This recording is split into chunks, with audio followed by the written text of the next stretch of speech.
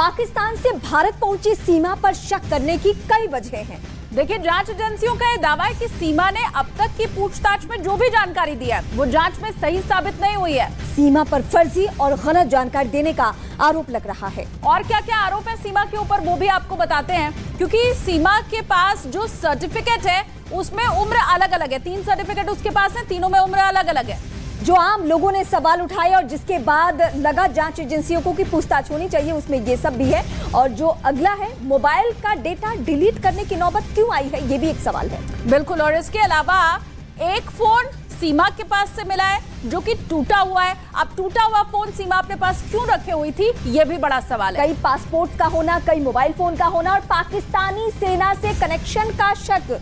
पाकिस्तानी सेना में इसके परिवार के 2 सदस्य जिसमें चाचा और भाई का नाम सामने आ रहा है। बिल्कुल। और इसके अलावा आपको बताएं कि जो नेपाल रूट है उसकी गलत जानकारी दी गई, क्योंकि अभी तक सचिन और सीमा ये कह रहे थे कि नेपाल के रास्ते वो भारत आए हैं, लेकिन जिस दिन की बात उन्होंने कही थी उस दिन का सीसीटीवी फुटेज जब निकलवाया गया तो पता चला उस दिन तो दोनों वहां पर थे ही नहीं।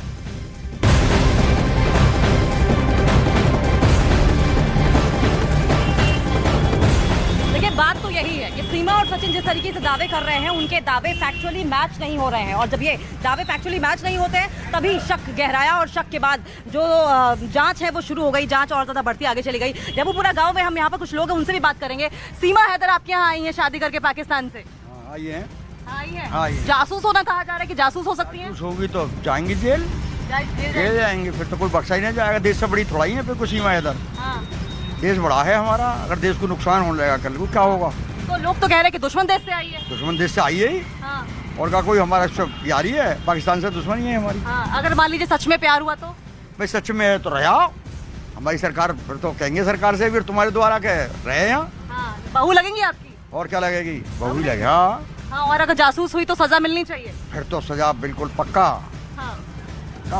तो देख रहे हैं आप, यहाँ जो गांव वाले हैं उन्हें इस बात को लेकर जरा सी भी सिंपैथी नहीं है कि वो प्यार में है या किसी के प्यार में पड़ के आई है हमारी बहू है। उनका ये कहना है कि अगर वो सच है तो खुशी खुशी हम बहू बनाएंगे उसे, लेकिन अगर वो गलत है, वो जासूस है, तो उसे कड़ी से कड़ी भारत की सरकार जो है वो सजा दे। लेकिन आपको बताएं, शक जिस तरीके से गहराता जा रहा है, ऐसे में 13 मई वो तारीख बताई गई थी सीमा हैदर की ओर से और सचिन की ओर से कि वो नेपाल के रास्ते यहाँ पर आए हैं, यानी कि या तो सुनौली से होकर आए होंगे वो या फिर सीतामढ़ी से होकर आए होंगे वो। लेकिन दोनों ही जगहों पर जब सीसीटीवी खंगाले गए वेरीफाई करने के लिए कि क्या वो वहां पर थे, वहां पर थर्ड नेशन सिटीजन की कोई प्रेजेंस मिली ही नहीं है। और ऐसे में अब सवाल ये उठ रहा है कि क्या वाकई सचिन और सीमा सच बोल रहे थे या गुमराह करने की एक और बड़ी साजिश थी? रिपोर्ट देखिए जरा।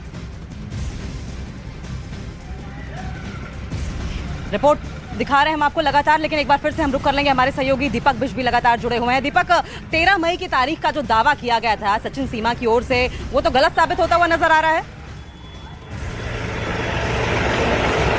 देखिए बिल्कुल अंकिता, 13 मई को जब उसने ये बताया था कि वो 13 मई को भारत में दाखिल हुई थी और रात को उसने बॉर्डर पार किया था और बस के जरिए वो एक्सप्रेसवे में उतरकर सचिन वहां पर पहले से मौके पर खड़ा था और ऐसे ही। और 13 मई की बात को जो मकान मालिक जिस मकान में सबसे पहले गई थी गिरजेश के, उस मकान मालिक ने भी ये दावा किया है कि 13 मई की सुबह वो यहाँ पहुंची है। लेकिन जो एजेंसियां हैं उनको कोई ऐसा फुटेज नहीं मिल पाया है 13 मई का रास्ते में जहाँ बॉर्डर पार करी या उस जगह की जो छानबीन की जा रही है। तो कहीं ना कहीं जो उसने डेट बताई है उसमें भी कहीं ना कहीं कोई ना कोई छुपाया जाना यहाँ पर जरूरी समझा है। और इसी वजह से सीमा हैदर जो भी सवाल किए जा रहे हैं उनको कहीं ना कहीं से वो अपनी मर्जी से सवालों का जवाब दे रही है और बेबाक जवाब उसने पहले भी मीडिया के सामने दिया था और उसके बाद अभी भी एजेंसियों को उसी तरह से जवाब दे रही है। और साथ ही उसने पासपोर्ट कब बनवाए, किसके मार्फत बनवाए, इसकी जानकारी भी अभी तक उसे एजेंसियों को नहीं दे पाई है। और यही वजह है कि उससे सारे फाइनेंशियल जितने उसके अब तक का लेखा जोखा था, चाहे वो सचिन से पैसा लेन देन था या फिर उसने किसी के खाते में जमा करवाए या सचिन के खाते में कहीं से बाहर की रकम आई है, ये भी अब जांच के लिए एटीएस की टीमें शुरू हो चुकी है, इसकी जांच भी की जा रही है। जी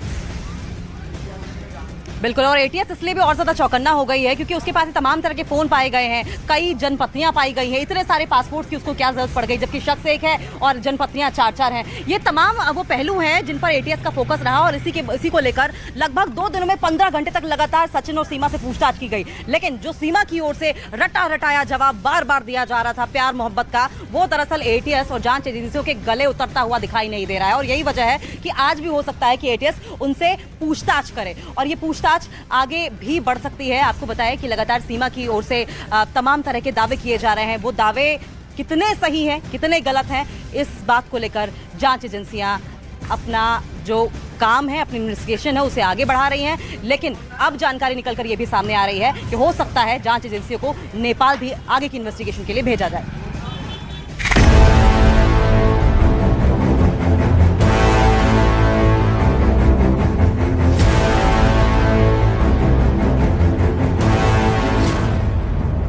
पिछले 2 दिन एटीएस ऑफिस में बिताए सीमा हैदर के वो 15 घंटे शायद उनकी जिंदगी के सबसे भारी घंटे साबित हुए होंगे, क्योंकि कोर्ट से जमानत मिलने के बाद जिस तरह से सीमा हैदर ने दुनिया के सामने खुद को पेश किया था, वो किसी अभिनेता से कम नहीं था।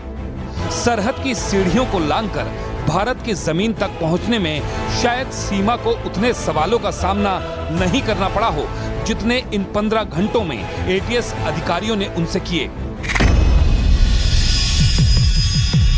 एटीएस सूत्रों का दावा है कि सीमा बेहद ही शातिर दिमाग की है। उससे जितने सवाल किए जा रहे हैं वो उतना ही जवाब दे रही है। भारत आने का मकसद सिर्फ सचिन से मोहब्बत बता रही है और जिंदगी हिंदुस्तान की सरहद में रहकर गुजारने का दावा कर रही है। 3-4 चीजें अहम यहाँ पर जानकारियां मिली है कि सीमा के सोशल मीडिया अकाउंट से और मोबाइल से डेटा डिलीट किए गए थे।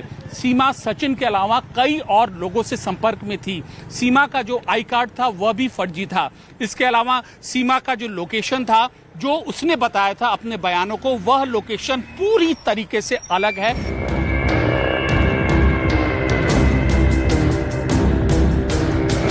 सीमा के पाकिस्तान से दुबई जाने, दुबई से नेपाल जाने और फिर नेपाल से भारत के सरहद में घुसने तक के रोड मैप को एटीएस अधिकारी सीमा के मुंह से सुनना चाहते हैं।